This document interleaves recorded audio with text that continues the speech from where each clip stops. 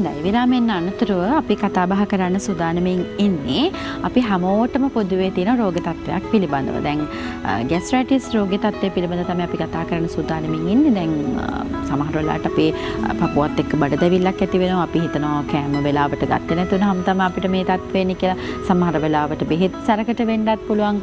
කොහොම නමුත් අපි ગેස්ට්‍රයිටිස් රෝග තත්ත්වයත් එක්ක ගොඩක් වෙලාවට හැම කෙනාටම වයස් භේදයකින් තොරව අපි හැමෝටම පොදුවේ තියෙන රෝග තත්ත්වයක් බවට පත් වෙලා තියෙනවා. ඉතින් ඒ වෙනුවෙන් තමයි අපි අද දවසේ ඔබව දැනුවත් කරන්න සූදානමින් ඉන්නේ හෝමියෝපති වෛද්‍ය ක්‍රමයට අනුව. විශේෂයෙන්ම මේ විශ්වාසය ගොඩනගාගෙන තියෙනවා මේ වනකොට වර්තමානයේ වෙනකොට හෝමියෝපති වෛද්‍ය විද්‍යාවට අනුව ඉක්මනින්ම රෝග මූලයට බෙහෙත් කිරීම මගින් අපිට ඉක්මන් සුවය ලබා ගැනීමේ හැකියාවක් තියෙන නිසා අපි මේ විශ්වාසයත් ගොඩනංවාගෙන තියෙනවා මේ හෝමියෝපති වෛද්‍ය ක්‍රමය පිළිබඳව. ඉතින් අද දවසේ අපි සූදානම් වන්නේ අපි ગેස්ට්‍රයිටිස් රෝගී තත්ත්වයට හෝමියෝපති වෛද්‍ය ක්‍රමයට අනුව මොන වගේ ප්‍රතිකර්මයන්ද තියෙන්නේ සහ ඒ වලට හේතු සාධක බවට පත් වෙන්නේ කුමන කාරණයක්ද කියලා ඔබව දැනුවත් කරන්න සුවරණ විශේෂාංගයෙන්.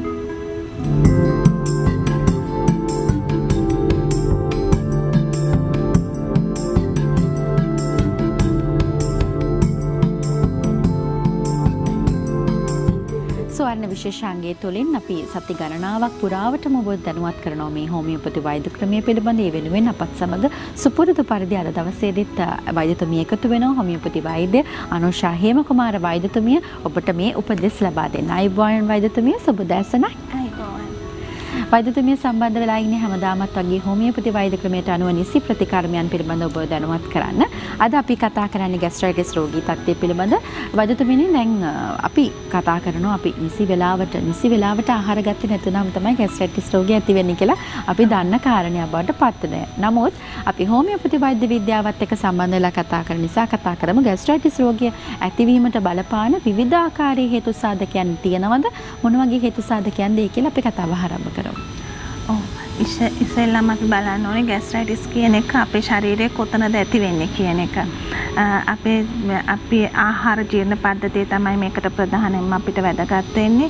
එතනදී අපේ මුඛය, ඒ වගේම ගලනාලය, ඒ වගේම ආමාශය, ඒ වගේම කුඩාන්ත්‍ර මහාන්ත්‍ර කියන කොටස් අපිට වැදගත් වෙනවා. මෙතනදී ආමාශය කියන මල්ලක් වගේ තියෙන ආමාශය ඇතුලේ තමයි අපේ ආහාර දිරවීම ඇති කරන්නේ. ඒ ජීර්ණ ක්‍රියාවලිය යම්කිසි හේතු සාධකයක් මත අසමතුලිත වුණොත් එතනදී ඇති කරන්නේ ප්‍රදාහක තත්ත්වය තමයි අපි ગેස්ට්‍රයිටිස් කියලා කියන්නේ. විශේෂයෙන්ම අපිට ඒකට ප්‍රධාන ලෙස අපේ ආමාශයේ තියෙන හයිඩ්‍රොක්ලෝරික් ආම්ලය තමයි අපිට උපකාර කරන්නේ.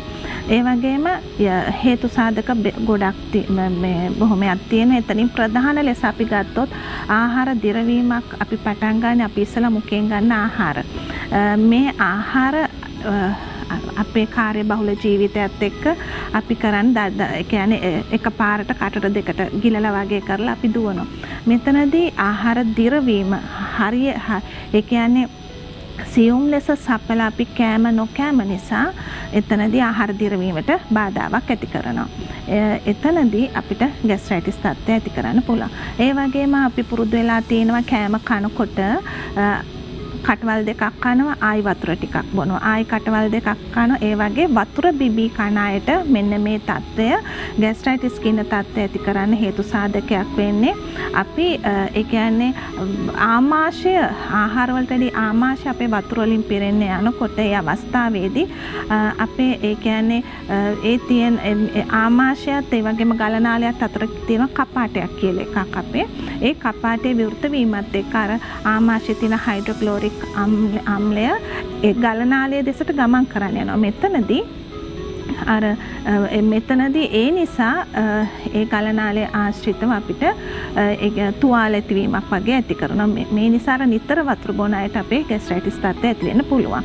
ඒ කියන්නේ කෑමත් එක විශේෂයෙන්ම අපි කෑම ගැනීමේදී කාලා ඉවර වෙලා උගුරු දෙකක් වගේ ප්‍රමාණයක් තමයි අපිට වැදගත් බොන්න පුළුවන් තියෙන්න ඕන. වැඩිපුර වතුර බොනවා නම් කාලා පැයක් විතර ගිහිල්ලා වතුර බිව්වට කමක් නැහැ. ඒ වගේම අධික තෙල් සහිත ආහාර මේ රූප සටහනේ දැක්වෙන අර මල්ලක් වගේ තියෙන ඒක තමයි ආමාශය. ඒ වගේම අපි මේ බොහෝ දෙනෙක් පුරුදු වෙලා තියෙනවා අධික තෙල් සහිත ආහාර ඒ වගේ මේදේ සහිත ආහාර ඒ වගේම ඒ වගේ ආහාර ගැනීම නිසා අපි අර ෂෝට් ඊට්ස් කියන්නේ අපි කෙටි ආහාර කෘත්‍රිම රසායනික ආහාර ගැනීම නිසා ඒ අධික තෙල් අපේ මේ ආමාශයේ ඒවා ජීර්ණය වීමට ප්‍රමාණවත් හයිඩ්‍රොක්ලෝරික් අම්ලය වගේ පිත්ත අපිට ස්‍රාවය ප්‍රමාණවත් නොවීම නිසා මේවා තැන්පත් වීම නිසා බඩ පුරව දැමීම වගේ තත්ත්ව ඇති කරනවා. ඒ වගේම අධික ලෙස කුළුබඩු භාවිතය නිසා කුළුබඩු අපි දාන පොලොස් වගේ වෑංජන් යනකොට අධිකව දානවා අපි 3-5 ಜಾති මේ වගේ 3-5 ಜಾති වගේ වැඩිවීම නිසා අපේ ශ්‍රේෂ්ඨම පටලවල ඒව සීරීම් ඇති කරලා හයිඩ්‍රොක්ලෝරික් අම්ලය වගේ තැන්වල පතිත වෙනකොට එතන ආසාදන තත්ත්ව ඇති කරනවා. මේ නිසා අපිට බඩ කැක්කුම වේදනාව වගේ තත්ත්ව ඇති කරනවා. ඒ වගේම තමයි මද්යසාර භාවිතය, ඒ වගේම මේ සිගරට් භාවිතය නිසා, ඒ වගේම අධික ලෙස අපි ගන්න අතුරු ආබාධ තියෙන මේ ඖෂධ භාවිතය නිසා ગેස්ට්‍රයිටිස් තත්ත්වය බෙහෙවින් අපිට ඇති වෙන්න පුළුවන්. වෛද්‍යතුමිය කිව්වා වගේ අපි ගොඩක් වෙලාවට පිටි ಜಾති කෑම කන්න හරි බයයි. ඒ වගේම තමයි ටිකක් මේ සැර වැඩි කෑම කන්න අපි හරිය බයයි. තෙල් කෑම කන්න බයයි. මොකද එවැනි තත්ත්වවලට අපි ටිකක් බියක් දක්වන්නේ මේ ગેස්ට්‍රයිටිස් රෝගී තත්ත්වය අපිට ඒ කියන බියට තමයි අපි හැම දේවල් කරන්නේ. නමුත් දැන් රෝග ලක්ෂණ ගැන වෛද්‍යතුමිය සඳහන් කරා මේ පිට වගේ එන්න පුළුවන්, නැත්නම් අපි කියන ඔක්කාරයට වගේත් එනවා ગેස්ට්‍රයිටිස් රෝගිය තව උග්‍ර වුණාම ඒ වගේම තමයි අපිට මේ බඩ පුරවා දැමීම මුස්ම ගැනීම අපහසුතාවයක් ඇති වෙන. ඒ නිසා වෛද්‍යතුමිය අපි කතා කරමු දැන් ગેස්ට්‍රයිටිස් රෝගියෙකුදී අපිට පෙනුම් කරන වෙනත් වූ රෝග ලක්ෂණයන් මොනවද තියෙන කියලාත් අපි කතා කරමු. ඔව් ප්‍රධානවම මේ ප්‍රධානව එන්නේ ඕන මේ බොහෝ දෙනෙක් කියන්නේ බඩ පුරවලා දානවා. ඒ වගේම මේ බඩ උදර වේදනාව ඇති කරන, ඒ වගේම උගුරට කැමෙන ගතිය, ඔක්කාරය, ඒ වගේ තත්ත්ව. නමුත් මේ තත්ත්වය තවත් එහාට ගියොත් අපිට යම් වෙනත් තත්ත්ව අපේ ශරීරය තුළ ඇති කරනවා. ඒ තමයි අධික හිස රදයක්. අධික හිස රදය ඇති කරනවා. ඒ වගේම ක්ලාන්ත ගතිය, ඒ වගේම කරකැවිල්ල, ඒ වගේම කියනවා මට මුළු ඇඟම රිදෙනවා කියලා කියනවා. ඉතින් ඇඟම රිදෙනවා, ඒ වගේම කොන්ද රිදෙනවා කියලා කියන, ඒ වගේම නිදිමත ගතිය, අලසකම, ඒ වගේම කෙනෙකුට අධික කේන්තියාමකුත් මේ නිසා ඇති කරනවා. ඒ වගේම නිින්ද නොයෑමේ ප්‍රශ්න එනවා. ඒ වගේ මෙවැනි වෛද්‍යතුමිය මානසික ආතතියටත් ગેස්ට්‍රයිටිස් තත්ත්වය වැඩි වෙනවා කියලා අපි නිකන් අහලා තියෙනවා. ස්ට්‍රෙස් එකත් එක්කම ગેස්ට්‍රයිටිස් තත්ත්වය වැඩි වෙනවා කියලා.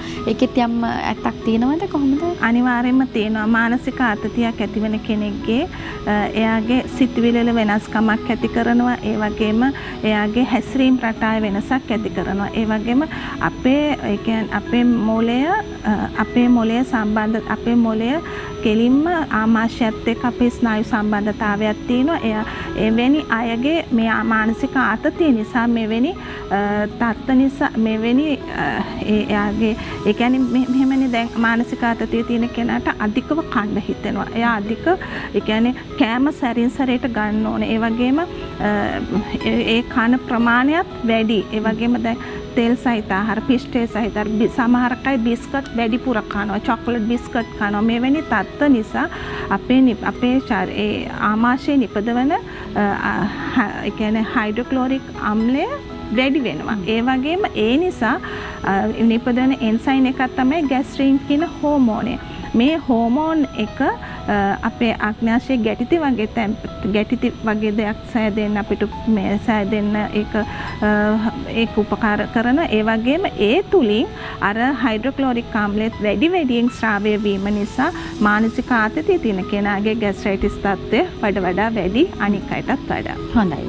අපි කතා කරන්නේ අද දවසේ ગેස්ට්‍රයිටිස් රෝගී තත්ත්වය පිළිබඳ සහ ඒවට තියෙන නිසි ප්‍රතිකර්මයන් පිළිබඳව අපි කතා කරන්න සූදානම්ින් ඉන්නවා. දැන් මේ හෝමියෝපති වෛද්‍ය ක්‍රමයට අනුකූලව තමයි අපි ඔබට කොහොමද නිසි ප්‍රතිකර්මයන් කරගන්න අවස්ථාව ලැබෙන්නේ කියලා ඔබව දැනුවත් කරන්න. ඉතින් ඔබට පුළුවන් හෝමියෝපති වෛද්‍ය අනුෂා හේමකුමාර වෛද්‍යතුමිය මුණ ගැහිලා පෞද්ගලිකව මුණ ගැහිලා ඔබටත් පුළුවන් මේ ප්‍රතිකර්මයන් පිළිබඳ වැඩිදුර දැන කියාගෙන ඔබටත් පුළුවන් ඉක්මනින් සුවය ලබා ගැනීමේ හැකියාවක් තියෙනවා. මෙන්න මේ දුරකථන අංකයන් වලට හැමතෙමක් ලබා දීලා වෛද්‍යතුමිය මුණ ගැහෙන්න පුළුවන් දිනයක් වෙලාවක් වෙන් කරගන්න ඔබටත් පුළුවන්. 0112 63 77 40 0112 63 77 41 හෝ 42 071 82 50 716 071 82 50 717 කියන දුරකථන අංකයන් ඔස්සේ ඔබට පුළුවන් වෛද්‍යතුමිය මුණ ගැහෙන්න දුරකථන හැමතෙමක් ලබා දීලා වැඩිදුර තොරතුරු දැනගන්න පුළුවන්. අද අපි කතා කරන්නේ ગેස්ට්‍රයිටිස් රෝග තත්ත්වයෙන්. ඉතින් ඒ නිසා මේ රෝග ලක්ෂණ පෙන්වන වෙනත් රෝගාබාධයන් පවතිනවද නැත්නම් අපි ඒක කොහොමද ආකාරයෙන්ද කුමන ආකාරයෙන්ද අපි ඒක හඳුනාගන්නේ කියලාත් කතා කරන්න අවශ්‍යයි. විශේෂයෙන්ම ગેස්ට්‍රයිටිස් කියලා අපි නිගමනය කරාට නමුත් වෙනත් රෝගයක ලක්ෂණයක් බවට පත් වෙන්නත් පුළුවන් වෛද්‍යතුමිය. සමහර වෙලාවට අපි කියනවා මේ පපුවත් එක්ක බඩ දැවිල්ලක් ඇති වෙනවා කියලා. සමහර වෙලාවට ඒක වැඩිහිටි කෙනෙක්ට නම් හෘදයාබාධයක් වෙන්නත් පුළුවන්. ඒ නිසා අපි දන්නේ නැහැ මොන වගේ රෝගයක ලක්ෂණයක්ද කියන නිසා අපි කොහොමද ඒක නිවැරදිව හඳුනාගන්නේ කියලාත් අපි කතා කරමු. මෙතනදී කාරණා කීපයක් පැහැදිලි කරලා දෙන්න ඕන. අපි දන්නවා හර්නියා වර්ගයක් තියෙනවා හයිටස් හර්නියා කියලා. ඒ හර්නියා එක තමයි අපේ මේ උදර කුහරය තමයි අපේ ආමාශයේ තියෙන්නේ.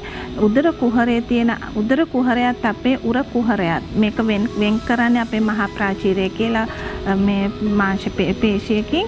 ඉතින් මේ උදර කුහරයේ තියෙන ඒ ආමාශය අර මහා ප්‍රාචීරයේ තියෙන යම්කිසි පටක දුර්වලතාවයක් නිසා ඒක උර කුහරයට එනවා.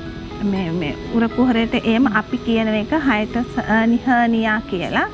අපිට රූප සටහනකුත් තියෙනවා අපිට පුළුවන් නම් බලන්න පුළුවන් වෛද්‍යමිය අතරතුර කතා මේ හර්නියා තත්ත්වය නිසා මේ තියෙන්නේ අපේ ආමාශය උර කුහරයට ඇවිල්ලා තියෙන පටක දුර්වලතාවයක් නිසා මේක හර්නියා තත්ත්වය, මේක හයිටල් හර්නියා කියලා කියන්නේ.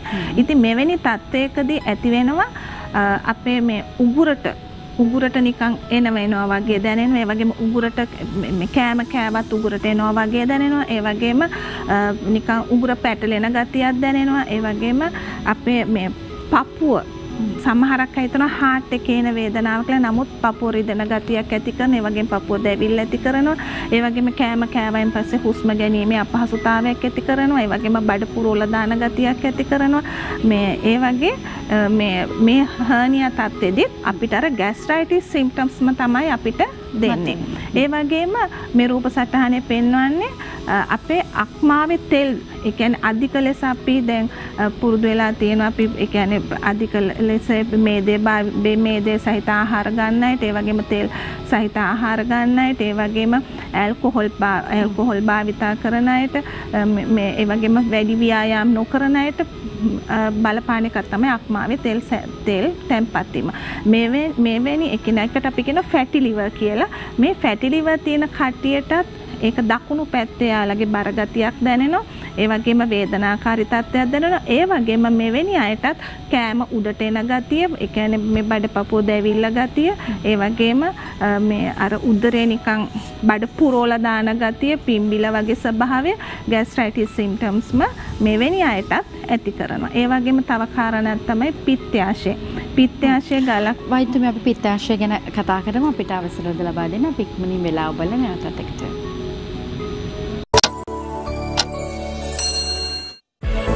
දේවා ෆ්‍රෙෂ් මිල අඩුයි සුවඳ වැඩි. හරි ඔබතුමීට අවසර. ඒ වගේම පිත්තාශය ගල් ඇතිවීමේ පිත්තාශය ගලක් ඇතුණා මේක ආග්නේයාශය සමහරක් අයගේ හිරවීමක් වෙනවා. මෙතනදී ඒක බැරෑරුම් අවස්ථාවක්. එතනදීත් අපිට දැනෙනවා මෙහෙම බඩපපුව හිර වෙන ගතිය, ඒ වගේම උගුරට එන ගතිය, ඒ වගේම බඩ රිදුම, ඒ වගේම බඩ දැවිල්ල වේදනාකාරී තත්ත්වය. මෙතනදීත් ગેස්ට්‍රයිටිස් සිම්ප්ටම්ස්මයි එන්නේ. ඒ වගේම මුත්‍රාශය ගලක් ඇති වුණාමත් අපිට ඒක අපිට වෙන් කරගන්න පුළුවන්. හැබැයි එතනදී අර පිට ප්‍රදේශ ඉඳන් ඉකිලි දක්වා බඩ මේ උදරයේ දෙසට එන වේදනාව වගේම පාදයේ මේ කලව ඉඳන් පාදයේ දිගේ යන හිරිවැටීම වේදනාව වගේම එනවා. බඩ දැවිල්ල, බඩ පිපුම, බඩ වේදනාව, ඒ වගේම උඩට එන ගතිය, ඔක්කාරය. මේ රෝග ලක්ෂණත් මේ ඇති කරනවා. ඒ කියන්නේ මෙවැනි තත්ත්වයන් වලදීත් දැන් මෙවැනි රෝගීන් ආවම ગેස්ට්‍රයිටිස් වගේම අර රෝග ලක්ෂණ අපි නිවැරදිව හඳුනා ගන්න එකක් අපිට සැකයක් පවතිනවා නම් මෙයාට මේ ෆැටි ලිවර් හින්දාද මෙහෙම එන්නේ කියන එක එතනදී අපිට ස්කෑන් පරීක්ෂණයක් වගේ කරලා එක්කෝ එන්ඩොස්කෝපි එකක් කරලා මේක නිවැරදි තීරණයකට අපිට ගන්න පුළුවන්. හෝමියෝපති ප්‍රතිකාර මගින් ગેස්ට්‍රයිටිස් රෝගී තත්ත්වය සුව කර ගැනීමට හැකියාවක් තියෙනවද කියලා ඔබටත් ගැටලුවක් මතුවෙන්නට අවස්ථාවක් ලැබෙනවා. ඒ නිසා දැන් අනිත් එක ප්‍රධානම කාරණේ බවට පත් වෙන්නේ අපි නිට්ටාටම සුව කර ගැනීමේ හැකියාවක් ලැබෙනවද කියන එක. මොකද ගොඩක් වෙලාවට අපි ශනික සහනයක් තමයි මේ තුලින් අපිට ලැබෙන්නේ සහ අපි බලාපොරොත්තු වෙන්නේ. ඒ නිසා අපි කැමතිනේ රෝගයක් තියෙනවා නම් ඒක නිට්ටාටම සුව කර ගන්න. ඉතින් ඔබට හෝමියෝපති වෛද්‍ය ක්‍රමයට අනුව ඒ සඳහා නිසි අවස්ථාවන් ලැබෙනවා. ඒ නිසා වෛද්‍යතුමිය අපි දැනුවත් කරමු ગેස්ට්‍රයිටිස් රෝගී තත්ත්වයට මොනවද තියෙන හෝමියෝපති ප්‍රතිකාරමයන්. ඒ විතරක් නෙමෙයි ඒක නිට්ටාවට සුව කර ගැනීමේ හැකියාවකුත් අපිට ලැබෙනවාද කියලා අපි කතා කරමු. ඇත්තටම මම කියන්න ඕනේ හෝමියෝපති වෛද්‍යවරුන් සොයාගෙන එන කට්ටිය හරිම වාසනාවන්තයි. මම මේක නිතරම කියන එක. ඒ කියන්නේ අපේ ලංකාවෙත් ඉන්නවා බොහොමයක් හෝමියෝපති වෛද්‍යවරු දක්ෂ මේ වෛද්‍යවරු මෙවැනි වෛද්‍යවරුන් ළඟට යන ඒ කියන්නේ අපේ රෝගීන්ගේ දැන් මම දැන් කලින් කිව්වා ગેස්ට්‍රයිටිස් සිම්ප්ටම්. ඒ කියන්නේ අපි බඩ දැවිල්ලක් ඒ වගේම වේදනාවක් ඒ වගේම ඔක්කාරයට එන ගතියක් උගුරට එන ගතියක් මේවත් තිබ්බම තමයි අපි වෛද්‍යවරයෙක් ළඟට යන්නේ. නමුත් වෛද්‍යවරයා දැන් මේක ગેස්ට්‍රයිටිස් නම් ඒක පාලනයට බෙහෙත් දෙනවා. නමුත් හෝමියෝපති වෛද්‍යවරයෙක්ගේ තියෙන වටිනාකම තමයි ඒ රෝගියාගේ රෝග ලක්ෂණ තමයි අපි සැලකිල්ලට ගන්නෙ. ඒ සැලකිල්ලට ගන්නකොට අපි හිතමු දැන් මෙයාට තියෙන ෆැටි ලිවර් එකක් කියලා. ඉතින් එතනදී අපි ගන්න අර රෝග ලක්ෂණත් එක්ක අපි දෙන ප්‍රතිකාරය තුල යාගේ රෝග මූලය එතන නම් ඒ ලක්ෂණ ඇති කරන්න අර රෝග මූලය තමයි එතනින් නිවැරදි වෙන්නේ. එහෙනම් එයාට ෆැටි ලිවර්ත් එක්කම ඇත්තටම ગેස්ට්‍රයිටිස් උත් තියෙනවා නම් බඩේ ඒ කියන්නේ ආහාර ජීර්ණ පද්ධතියේ ක්‍රියාවලියේ යම්කිසි දුර්වලතාවයක් නිසා එතන ඒ රෝග ලක්ෂණයත් ෆැටි ලිවර්ත් දෙකම තියෙනවා නම් ඒ නිවැරදි ලෙස අපි දෙන ඖෂධ දීම තුල හෝමියෝපති ප්‍රතිකාරවලදී ඒකේ මූලධර්මය තමයි සමාන දේ නැති වෙනවා කියන එක. සමාන දේ මේ නැති වෙලා යන ඒ කියන්නේ ඒ මූල ධර්මයට අනුව අර රෝග අපි දෙන රෝග ලක්ෂණයට අදාළ වෙච්ච රෝග මූලයේ වෙනස්කම් ටික නැවත යථා තත්ත්වයට සැකසීම නිසා රෝගියා සම්පූර්ණයෙන්ම අපි කියන්නේ නිට්ටාවට කියලා ඇත්තටම ඒ දේ හෝමියෝපති ප්‍රතිකාරය තුල තියෙන මේ දේ තුල ශරීරයේ ප්‍රතිශක්තිකරණය ගොඩ නැගීමත් ඒ වගේම ව්‍යුහාත්මක වෙනස්කම නැවත නිවැරදිව යථා තත්ත්වයට සැකසීම තුල අර හයිටල් හර්නියා කියන තත්ත්වය වුණත් ඒ පටක දුර්වලතාවයේ නැවත යථා තත්ත්වයට පැත්වීම තුල මේ හර්නියා තත්ත්වයක් නැතිවීමත් එක්ක රෝග ලක්ෂණ නැතුව යනවා. ඒ වගේම මේ තුලින් ඉතා කෙටි කාලීනව රෝගියෙකුගේ රෝග ලක්ෂණ නැතුව යනවා. කියන්නේ රෝගියා පූර්ණ සුවයක් හෝමියෝපති ප්‍රතිකාර වලින් අත්දකින්නවා කියන එක. හරි. දැන් තවත් කාරණයක් තමයි මේ ගොඩක් වෙලාවට මේ හැමෝම හිතනවා ඇති දැන් ગેස්ට්‍රයිටිස් තත්ත්වයක් තිබුණම ඒක ශරීරයේ වෙනත් ඉන්ද්‍රියන් වලට බලපෑමක් එකතු කරනවා කියලා. ඒ නිසා අපි මොන වගේ ඉන්ද්‍රියන්ද එහෙම බලපෑමක් එකතු කරනවා නම් බලපෑමක් ඇති වෙන්නේ කියලාත් වෛද්‍යතුමිය කතා කරමු. මොකද ගොඩක් වෙලාවට අපි මේ ඒක සමහර වෙලාවට දීර්ඝ කාලයක් තිස්සේ පෙළෙන රෝගයක් බවට පත් වෙනවානේ ગેස්ට්‍රයිටිස් රෝගී තත්ත්වය. අපි ඒක නිසි ප්‍රතිකර්මයක් නොකරොත් ඒ නිසා අපිට ශරීරයේ වෙනත් ඉන්ද්‍රියන් වලටත් මේකෙන් බලපෑමක් ඇති වෙනවද? ඇත්තටම මේ වටිනම ප්‍රශ්නයක්. දැන් අපි කියමු ગેස්ට්‍රයිටිස් ඇති වෙච්ච කෙනෙක් එයාගේ මේ ગેස්ට්‍රයිටිස් තත්ත්වය නිසා මේ වෛද්‍යවරයෙක් ළඟට යනවා. ඉතින් ඒක පාලනයට තමයි අපි බොහොමයක් නේද බෙහෙත් ලැබෙන්නේ. නමුත් හෝමියෝපති වෛද්‍යවරුන්ගෙන් නම් එහෙම ලැබෙන්නේ නැහැ. ඉතින් අපි කියමු ඒක පාලනයක් කරගෙන යනකොට මෙතන අපේ ඒ ગેස්ට්‍රික් ආම්ලය නැත්නම් මේ අපි කියන එකට ඒකේ නාමය කියලානේ කියන්නේ අර අපි සිංහලෙන් කිව්වොත්. නමුත් මේ හයිඩ්‍රොක්ලෝරික් ආම්ලය යම්කිසි විෂ තත්ත්වයක් ඇති කරනවා. මේවා රුධිරයට එකතු වෙලා ඒ රුධිරය අපි කියමු අපේ වකුගඩු ආක්‍රමණය කරා කියලා. දන්නේම නැතුව අපිට වකුගඩු රෝගී තත්ත්වයක් ඇති වෙන්න හේතු මූලයක් වෙනවා මේ තත්ත්වය. ඒ වගේම අපේ මුත්‍රා මාර්ගයට මේ තත්ත්වය ආක්‍රමණය වුණොත් එතනදී අපිට මුත්‍රා කිරීමේ අපහසුතාවයක් ඒ වගේ වෙන තත්ත්ව ඇති කරනවා. අපේ අග්න්‍යාශයට ගියොත් මේ තත්ත්වය ඒ කියන්නේ මේ විෂ කියන එක ગેස්ට්‍රයිටිස් නිසා ඇති වෙන තත්ත්වයක් මේක රුධිරයට එකතු වීම ඒක අපේ අග්න්‍යාශයට ගියොත් අපි කියනවා අපේ පරම්පරාවේ කාටවත් නෑ අනේ මට දියවැඩියාව හැදුණානේ කියලා. නමුත් රෝග මූලය කොතරද අන්න අර ગેස්ට්‍රයිටිස් කියන තත්ත්වය. ඒ වගේම අපේ හෘදයට ගියොත් හෘද රෝග තත්ත්ව අපිට ඇති වෙන්න පුළුවන්. සමහරක් අයට සමහි ඇතිවන ආසාදන තත්ත්ව තියෙනවා. මේ ગેස්ට්‍රයිටිස් වල මෙන්න මේ විස තත්ත්වය නිසා ඇතිවන රුධිරයට එකතු වීම නිසා හමෙහි පළු ඇතිවීම ඒ වගේම සමෙහි නොයෙකුත් ආසාදන තත්ත්ව මේ නිසා ඇති වෙන්න පුළුවන්. යම් මේ කොතනද මේ විස අපේ ආක්‍රමණය වෙන්නේ අපේ ඒ ඉන්ද්‍රයන්ට ආවේනික රෝගී තත්ත්ව මනුෂ්‍ය ශරීරය තුල ඇති කරනවා. රෝග මූලය කොතනද? ગેස්ට්‍රයිටිස් කියන තත්ත්වය. දැන් ඔබතුමිය කලිනුත් සඳහන් කරා ગેස්ට්‍රයිටිස් තත්ත්වයත් එක්ක අපිට මේ ආමාශය හෝ බඩවැල් වල ආශ්‍රිතව මේ යම් යම් තුවාල ඇති වෙන්න ඉඩකඩ ලැබෙනවා කියලා. ඒව පසු කාලිනව පිළිකා තත්ත්වයන් දක්වා වර්ධනය වීමක් වෙනවද? නැත්නම් ඒ වලට කොහොමද අපි ප්‍රතිකර්මයන් වලට කොහොමද අපි මේ රෝගයක් හඳුනාගත්තේම අනතුරු අපිට මෙහෙම තුවාලයක් තියෙනවා කියලා අපි කෙනෙක් දැනගත්තේම අනතුරු කොහොමද අපි ඒකට යොමු වෙන්නේ වෛද්‍ය ප්‍රතිකාර සඳහා? හෝමියෝපති ප්‍රතිකාරවලදී අපිට බොහොමයක් රෝගීන් එන්නේ එන්ඩෝස්කෝපි කරලා මේවා තුවාල කියලා අල්ස තියෙනවා කියලා දැනගෙන. නමුත් දැන් මම නම් හරිම කලාතුරකින් ඒ වගේ එකක් ලියලා දෙන්නේ. මොකද මම දන්නවා අපි දෙන බෙහෙත් වලින් ඒ බඩවැල් වල ඇති වෙන තුවාල, ඒ කියන්නේ අපි අල්ස කියලා කියනවා. එවැනි තුවාල තත්ත්ව හින්දා කිසි දෙයක් කටට අපිට මුකුත් කන්න බැරි අය අනන්ත අප්‍රමාණ ඉන්නවා. ඒවයින් පීඩා විඳින. නමුත් හරි කියන්න සතුටුයි අපි දෙන හෝමියෝපති ප්‍රතිකාර වලින්. මම නිතරම කියනනේ රෝග මූලයයි අපි ප්‍රතිකාර කරන්නේ කියලා. ඉතින් මේ රෝග මූලයට අපි ප්‍රතිකාර කරනකොට අපේ ඖෂධ ක්‍රියාකාරීත්වය නිසා අර තුවාල මේ බඩවැල් වල තියෙන ඒවයි මම කියන්නේ ව්‍යුහාත්මක වෙනස්කම නැවත යථා තත්ත්වයට ගෙනවා කියලා. ව්‍යුහාත්මක වෙනස්කම තමයි බඩවැල ඇතුළේ තියෙන තුවාල.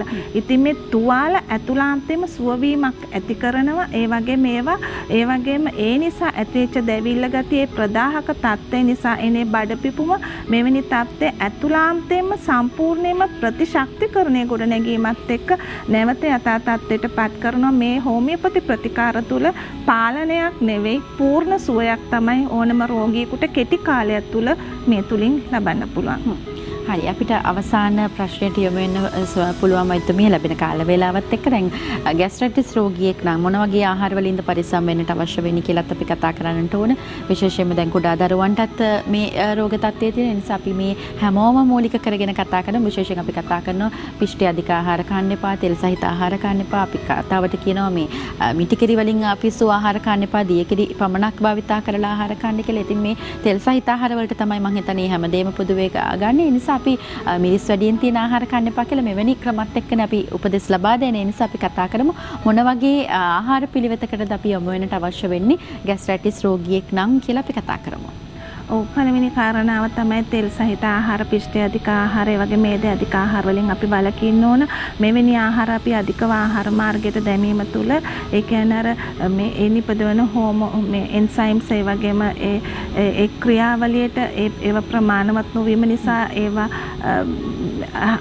ඒ කියන්නේ නිසියාකාරව දිරවීම නැති නිසා ඒ කියන්නේ බඩ පුරවා දැමීම වගේ තත්ත්ව ඒ වගේම ඒ කාලයත් මං කිව්වා වගේ අර විෂ වගේ තත්ත්ව ඇති වෙලා නිකුත් ඉන්ද්‍රයන් වලට බලපෑමක් ඇති කරනවා. ඒ වගේ එවැනි ආහාර අපි ගැනීමෙන් වළකින්න ඕන. ඒ වගේම කුළු බඩු අධික ආහාර වලට එකතු කර ගැනීමෙන් අපි වළකින්න ඕන. ඒ වගේම මත්පැන් පානය, දුම් පානය වගේ දේවල් වලින් අපි වළකින්න ඕන. ඒ වගේම තව මං කිව්ව යුතුයි අපි ආහාර ගන්නකොට අර මේ නිතර වතුර පානයෙන් අපි වළකින්න ඕනේ. ඒ වගේම අපේ චර්යා රටාවක් තියෙනවා ආහාර වගේම අපි කළ යුතු ඒ වගේ निराහාරව අපි වේල් ගණන් අපි බඩගින්න ඉන්න හොඳ නැහැ. එතනදී අපේ ආම්ලිකතාවය අපේ ආමාශය තුල වර්ධනය වෙනවා. හැබැයි වතුර වැඩිපුර පානය කිරීම තුල අපි කන වෙලාට නෙවෙයි. නමුත් ඕනම කෙනෙකුට කෑමෙන් පැයකට පස්සේ ඕන තරම් වතුර බොන්න පුළුවන්. ඒ වතුර වැඩිපුර පානය කිරීම තුල අර මේ ආම්ලිකතාවය ගොඩක් අඩු කරන එක හොඳ පුරුද්දක් ඕනම කෙනෙකුට. ඒ වගේම කෙනෙක් කාපු ගමන් නිදියන්න හොඳ නැහැ. අපි පුරුදු වෙලා තියෙනවා කාපු ගමන් ගිහලා නිදියන්න. ඒ වගේම කුඩා ළමුන් අපි ගත්තොත් කුඩා ළමුන්ට හුඟක් වෙලාට උදේ වේලාව දෙමව්පියන් අතින් ගිලිහෙනවා. මොකද නැගිට ගම ඒ ළමයි පරක් වෙලා නිදියගෙන පරක් වෙලා හැරෙන. එතකොට කිරියක අතර දුන්නාන් පස්සේ උදේ කාලේ අර පැය ගාණක් බඩගින්නේ ඉඳලා කුසේ අර අම්ලය අධිකයි. එතකොට ආම්ලිකතාවය වැඩි වීම නිසා කුඩා දරුවන්ට මේ ગેස්ට්‍රයිටිස් තත්ත්ව ඇති වෙනවා. ඒ වගේම මේ හේතු නිසා කාලයක් ගිලෙවලට මලබද්ධය වගේ තත්ත්වත් ඇති වෙන්න පුළුවන්. ඉතින් මේ මම කිව යුතුයි අර ඒ වගේම කුඩා දරුවන්ට උනත් අපි අර අධික තෙල් සහිත ආහාර, පිෂ්ඨ වගේ ආහාර නොදිය යුතු යුතුයි. මෙවැනි දේවල් වලින් අපි පරිස්සම් වෙනවා නම් අපේ ආහාර දිරවීමේ රටාව ක්‍රමවත්ව සිදු වෙනවා නම් අපේ ශරීරයේ බෙහෙවින්ම නිරෝගීකමට අපිට ඒක ප්‍රධානම හේතුවක් වෙනවා. අපි කතා කරේ අද ગેස්ට්‍රයිටිස් රෝග තත්ත්වය පිළිබඳ. ඉතින් ඔබටත් පුළුවන් හෝමියෝපති වෛද්‍ය ක්‍රමයට අනුව නිසි ප්‍රතිකාරමයන් වලට යොමු වෙලා නිට්ටාවටම සුව කර ගැනීමේ හැකියාවක් තියෙනවා. ශාකසාර මගින් තමයි ඖෂධ නිපදවන්නේ. ඒ නිසා ඔබට පුළුවන් කිසිම අතුරු ආබාධයකින් තොරව මේ ප්‍රතිකාරමයන් ලබාගෙන ඔබට ඉක්මන් සුවය ලබා ගැනීමේ හැකියාවක් ලැබෙන. ඕනෑම රෝග තත්ත්වයකට ඔබට පුළුවන් නිසි වෛද්‍ය ප්‍රතිකාරමයන් කර ගැනීමේ හැකියාව ලැබෙනවා. ඔබට පුළුවන් හෝමියෝපති වෛද්‍ය අනුෂා හේමකුමාර වෛද්‍යතුමිය පවත්කලිකව මුණ ගැහින්න දිනයක් වෙලාවක් වෙන් කරගන්න මේ දුරකථන අංකයන් වලට ඇමතුමක් ලබා දීලා වැඩිදුර තොරතුරු ඔබට පුළුවන් දැනගන්න 0112 63 77 40 0112 63 77 41 හෝ 42 071 82 50 716 071 82 50 717 කින දුරකථන අංකයන් ඔස්සේ හෝමියෝපති වෛද්‍ය අනුෂා හේමකුමාර වෛද්‍යතුමිය ඔබට පුළුවන් පෞද්ගලිකව මුණ ගැහිලා නිසි ප්‍රතිකාරමයන් කරගන්නට. අද දවසේදීත් හෝමියෝපති වෛද්‍ය ක්‍රමයට අනුව නිසි උපදෙස් අප වෙනුවෙන් ලබා දෙන්නට සුවර්ණ විශේෂාංගය වෙනුවෙන් අපත් සමග එකතු වුණු හෝමියෝපති වෛද්‍ය අනුෂා හේමකුමාර වෛද්‍යතුමියට බෙහෙවින් ස්තුතිවන්ත වෙනවා. අපි නැවතත් ඔබතුමිය ලබන සතියේ මුණ ගැහෙනවා. අයිබෝන් සුබ දවසක්. මේ විශේෂාංගිනුත් එක්ක අපිට ලැබෙන කාල වේලාවත් අද දවසේ අවසන් වෙනවා. නමුත් හෙට උදෑසනට සිකුරාදා අපි යොමු වෙලනොත් අපි ඔබව මුණ ගැහෙන බලාපොරොත්තු ඇතුව තමයි අද දවසේ සමුගෙන යන්නේ. ප්‍රාර්ථනා කරනවා හැමදෙනාටම නිරෝගීමත් සුබ වාසනාවන්ත දවසක් බවට අද දවස පත් වේවා කියලා. අයිබෝන්. දිනපතා අලුත් වීඩියෝ සහ ප්‍රවෘත්ති නැරඹීමට ඉහත බටන් එක ක්ලික් කර සියත TV subscribe කරන්න.